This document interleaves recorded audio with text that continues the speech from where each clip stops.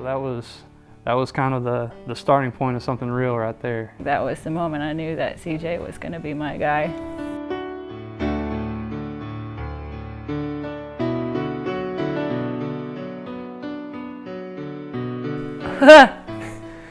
Well, we technically went to high school together, but I was captain of the dance line, and I had no time for skinny little drummer boys like him. He was on the drum line, so I didn't give him the time of day when we were in high school. But then, a few years later, after I went to college, we both ended up in the PJC paramedic program, and he sat in front of me, and I was one of those cliche girls who really liked boys with tattoos, and he's got these tattoos on the back of his arms, so during class I'd be like, who is that guy up there?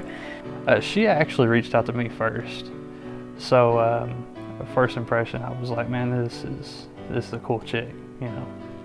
And then he missed a day of class, and we had gone over some really tough stuff that day, so I found him on MySpace, if that tells you how long ago that was, and I said, hey, cute boy from class, this is Jenny. Where were you today? I will help you study if you want. And the rest is history.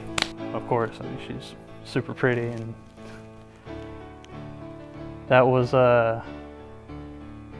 probably a big turning point in my life with her because, you know, I was super excited. I knew something was there.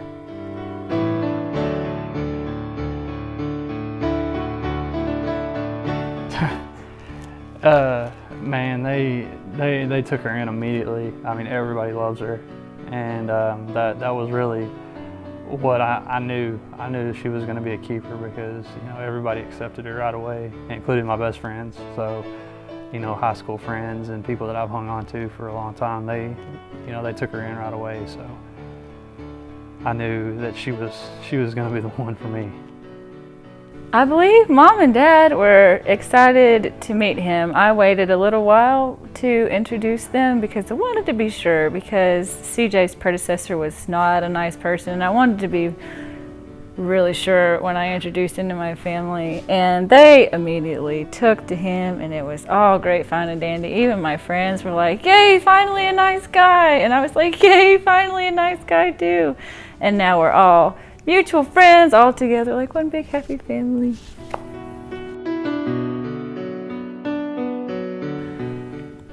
Well, I guess technically our first date, you know, I found him on MySpace, and I said, hey, cute boy from paramedic school, this is Jenny from paramedic school. I'll take you to go eat ice cream. I had found out that he had never had peppermint ice cream before, which is my all-time favorite flavor of ice cream. So of course I was like, you want to go get some? I got introduced to peppermint ice cream for the first time, and I thought it was the worst thing in the world.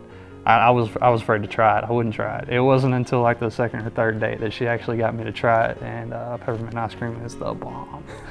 So that's what, man, it wasn't anything extravagant. We hung out at Brahms, and we chatted for a couple of hours straight, and then we ended up going to a movie.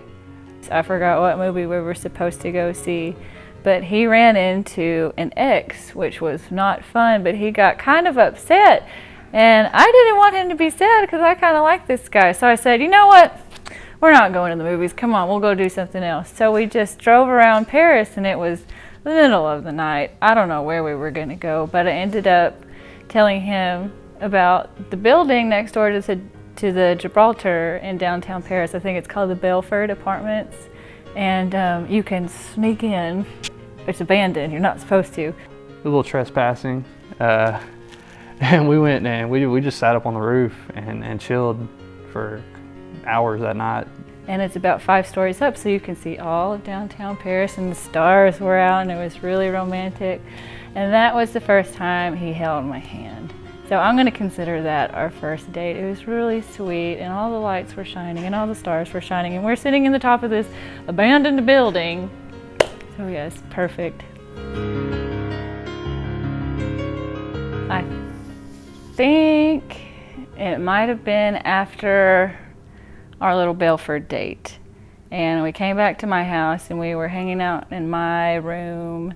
We were actually at her house watching a movie late one night, and it kind of built up, and we were real, both kind of taking everything real slow from the get-go. He kept playing this game where he would like get real close to my face. It was like he wanted to do the little Eskimo kiss thing, but he would get nervous and pull back. And I was like, oh, what are you doing? And then he'd get real close and try to do the little Eskimo kiss thing, I think. And then finally he just went in for it and gave me a cute little peck. I finally kissed her, and it was one of those, like, it took you long enough things, so. And I think that was our first kiss, because I remember being like, "Aw, you're so nervous, it's so cute." But yeah, I think he made the first move.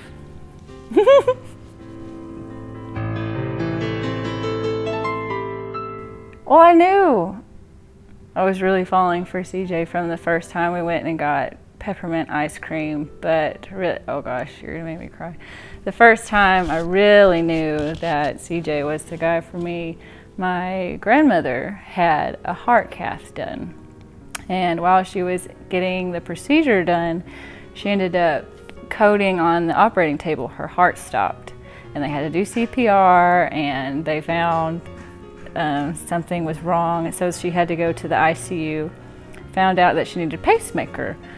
Well, my mom and dad were nowhere to be found, and my grandmother's here about to die in the ICU, and she's confused, she's all drugged up, and I just sat in the corner. It was just me and CJ, and the doctors were asking me questions, and the nurses were asking me questions, and my granny was and crying that she was hurting, and I just sat in the corner overwhelmed, like I don't know what to do. And CJ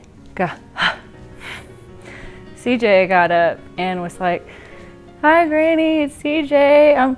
What can I do? I know you're hurting. You just got out of surgery." And he just totally stepped up, and he was taking care of my grandmother, who was scared and hurting after being dead on the operating table. And he was talking to the nurses, and he really stepped up. He was supporting my grandmother, and he was supporting me. And so that was the moment I was watching him with my grandmother in the hospital, and I was just overwhelmed, and I knew, and I'm getting overwhelmed thinking about it again, but I think that was the moment I knew that CJ was going to be my guy forever. The moment that I knew I was in love, and there's been so many of those, but I mean, the moment that I told her I loved her, we were actually, we had dinner one night at Shogun, and I had my little pencil from the sushi menu. He wrote, "I love you," I think on a napkin, and slid it to me. And I was like, what is this? What is it? And then I think that was the first time he said that I loved you. And we were on the way home, and she was like, were you serious? And I said, what are you talking about? She's like, what you told me, you said you love me. And she said, were you serious about it? And I said, yeah. I said, I'm definitely serious about it. And she said, all right, well, I love you too. So that was kind of the starting point of something real right there. The proposal consisted of me on our spare time when we've got it. We like to go geocaching. I don't know if anyone is familiar with that, but it's basically like a geographical treasure hunt with GPS and things like that. And I told her, she had worked late the night before, and I kind of woke her up. It was around 6 o'clock or so that evening. And he wakes me up, babe, we gotta go find this geocache. It's not listed, it just came up on the website. And I was like, okay, whatever. So I roll out of bed. I was sleeping dressed on top of the sheets. And so he piles me up in his car, and I'm in the car like, oh my God, I cannot believe we're geocaching. I'm so tired. I think I had worked the night before. And he was like, we gotta go find this geocache. It's brand new. Nobody's found it yet. And it's a big deal in geocaching to be the first to find a new one. And so we go to Bywaters Park, and had I been awake, first of all, there's no such thing as an unlisted geocache. So that's weird. That should have registered with me, but I was half asleep. You know, I don't think she suspected anything at that point. She knew something was weird because I was like, you know, kind of halfway, you know, dressed in nice clothes, you know, not, you know, dressed to the T, but I was kind of dressed up. Fixed my hair, which is something I rarely did at that time, and I had already consulted her parents, you know, months before, and you know, they knew what was going on, and took her out. We start, you know, looking around this tree for this cache that is obviously not there. And he was like pulling me all over the park. He was like, I think it's over here. I think it's over here, which is also odd because you can't find a geocache without your cell phone GPS thing. And he was like just going off the cuff. And he's got me looking all around this tree trunk, and I'm still asleep, and I'm just like, let's find this thing. Golly, I'm so tired. What is he doing? And he's talking about how much he loves me and this, that, and the other, and I was too asleep to really care what he was saying. I'm looking for this geocache. And then he gets down on one knee, and then I was like, whoa, now I'm awake. What are you doing? What is happening? Oh my gosh. And I finally told her, like, you know, this is the closest I could get to the Belford, because now it's you know, it's locked down tight. They've prevented all trespassing. And I said, this is the closest I can get you to the Belford. You know, this is one of the first places we went on our first real date, and you know, that's where, at that point, that's where I had to ask her to marry me. He's down on one knee, and I was awake then, and he opens this little box, and my ring was in there, and I said, I think I said yes. I was kind of nervous and excited, and yes, and then I hugged him, and I did such a good job of keeping it dried up and not crying. I really wanted to. And I hugged him, and I said I loved him, and I was so excited, and I was awake. And you know, she teared up a little bit, but what she had not known at the time is that I had her parents off in the corner of the park, and they filmed the whole thing. And then he says, look right over there. And at Bywaters Park, you know, they've got the peristyles, and Mom and Dad were peeking out from behind the column going, hi. And I was like, and my dad videotaped the whole thing, and you can see my face go, so it was really special, so special. I wouldn't have had it any other way, even though I cried like a baby.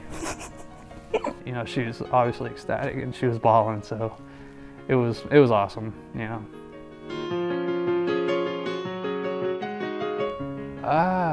No crazy nicknames or anything like that, you know. She's always my baby, she's babe, you know, whatever. In my phone, he is Stinky Fancy because, well, I think the stinky part comes from CJ likes to work out at the gym a lot, which I do too, but not nearly as much. And when he gets out of the gym, he smells something fierce. I love him. He's gonna kill me for saying that.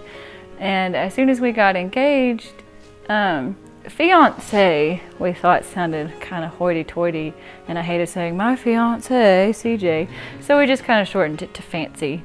So I call him Fancy all the time, and he calls me his Fancy, so that I don't know what we're going to call each other once we get married, because we can't call each other Fancy then, but yeah, he's my Stinky Fancy.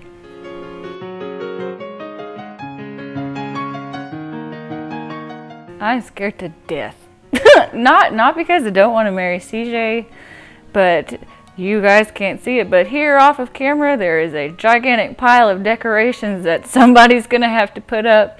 And I had my bridal photos the other day, and I did not realize how handicapped I would be in that big old dress. Couldn't even put my shoes on by myself. But as scared as I am about this ceremony, I am so excited to finally be CJ's wife, because he is my guy and I am his girl, and it is going to be awesome. He is my best friend. It's going to be so fun. It's going to be tough, but it's going to be so fun. And if we have babies that look exactly like him when he was little, they're going to be the cutest kids in the entire world. I'm so excited. So yeah, yay, 12 days. Oh man, you know, you're at that point where you're like, God, I want all this to happen already. Like you've worked, we have worked so hard, you know, to get, you know, to where we're at with the wedding, and it's gonna be so fun. I'm excited, like you wouldn't believe. Like it's just, the anticipation is, it's like an 8-year-old ready to go to Six Flags and he can't go to bed. I'm so excited about it.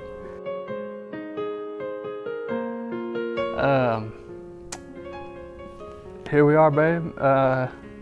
June 21st. It's gonna be the best day ever, obviously. And I hope you're ready to put up with me for the next 80 years because, you know, I'm all yours.